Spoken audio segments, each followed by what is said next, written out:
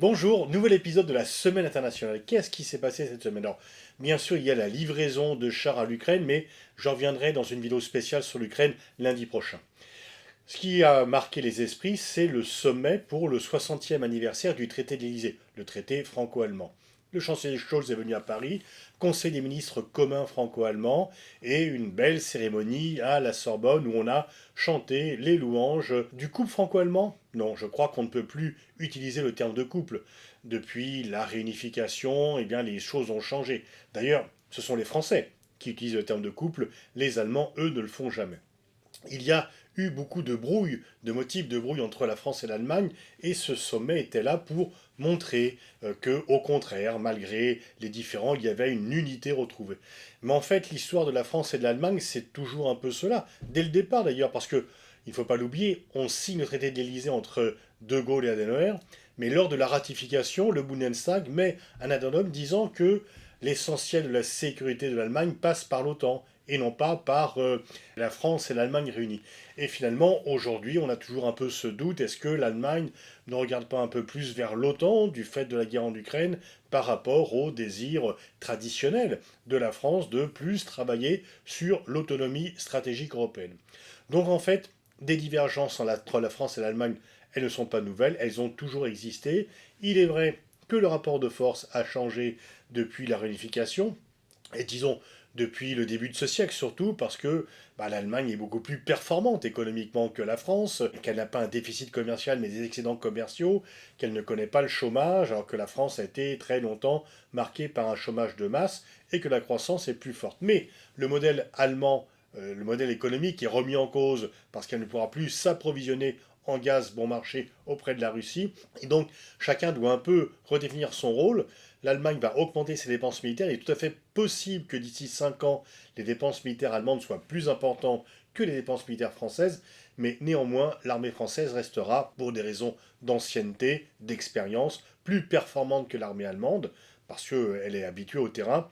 Et puis, la France conserve son siège de membre permanent au Conseil de sécurité. Donc la France et l'Allemagne sont partenaires, ils ont parfois des divergences, mais en même temps, rien ne peut se faire de réellement sérieux en Europe s'ils ne travaillent pas ensemble, et chacun l'a bien compris, d'où la volonté commune de montrer de nouveau une unité qui n'est pas que de façade entre la France et l'Allemagne. Il y a un autre couple, c'est le Brésil et l'Argentine. Ces deux géants latino-américains, même si pendant très longtemps l'Argentine avait une économie supérieure à celle du Brésil, les choses ont changé depuis longtemps. L'économie brésilienne est 3 à 4 fois supérieure désormais à l'économie argentine. Mais depuis l'élection de Lula, eh bien, le Brésil retrouve un rôle international qu'il avait perdu. Bolsonaro ne sortait jamais, pratiquement, sauf peut-être pour aller aux États-Unis, du Brésil. Lula est venu à l'occasion d'une réunion latino-américaine à Buenos Aires. Il a rencontré son homologue, le président argentin Fernandez. Ils ont décidé, c'est extrêmement important, de travailler ensemble sur une monnaie commune pour mettre leurs deux pays à l'abri des tumultes, des échanges commerciaux. Ça veut dire quoi? C'est qu'ils travaillent une monnaie commune qui viendrait non pas concurrencer le dollar, bien sûr, mais qui viendrait leur permettre d'échapper à la loi du dollar. Et puis, ils ont pour ambition, ils l'ont dit, que cette monnaie pourrait être étendue à d'autres pays d'Amérique du Sud. Alors, on n'en est pas encore à fabriquer un euro, l'équivalent de l'euro latino-américain. Pour l'instant, c'est un projet. Les économies des deux pays sont très différentes parce qu'il y a une inflation galopante pour le moment en Argentine, ce n'est pas le cas au Brésil.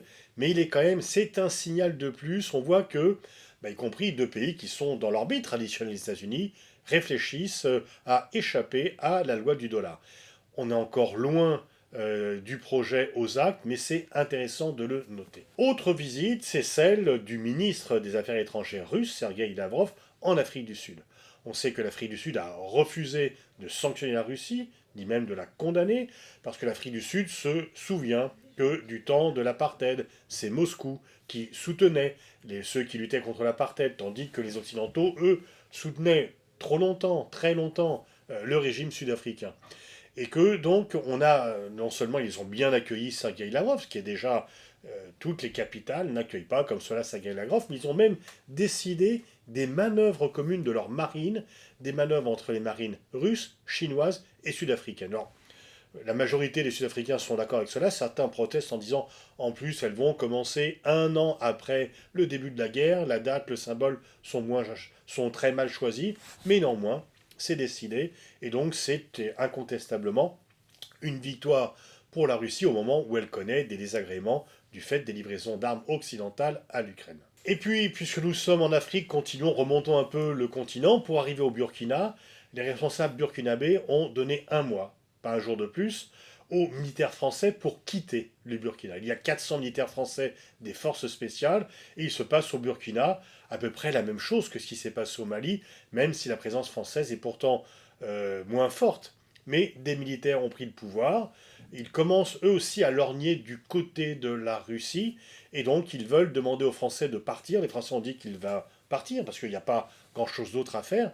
Mais c'est quand même un nouveau revers, il faut être lucide pour le reconnaître, un nouveau revers pour la France par rapport à cette demande. Il n'y a pas d'issue autre. Et donc il faut réfléchir comment se fait-il que nous perdons autant de positions en Afrique. Comment se fait-il? Alors bien sûr on peut dire c'est la propagande russe, c'est Wagner, tout ça est vrai. Mais c'est pas ça la vraie question. La vraie question c'est de savoir pourquoi cette propagande a un écho non seulement auprès des dirigeants mais dans une partie de la population.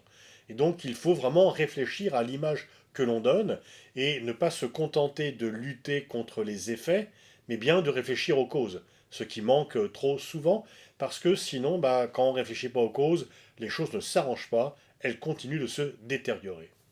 Voilà, rendez-vous vendredi prochain pour une nouvelle semaine internationale.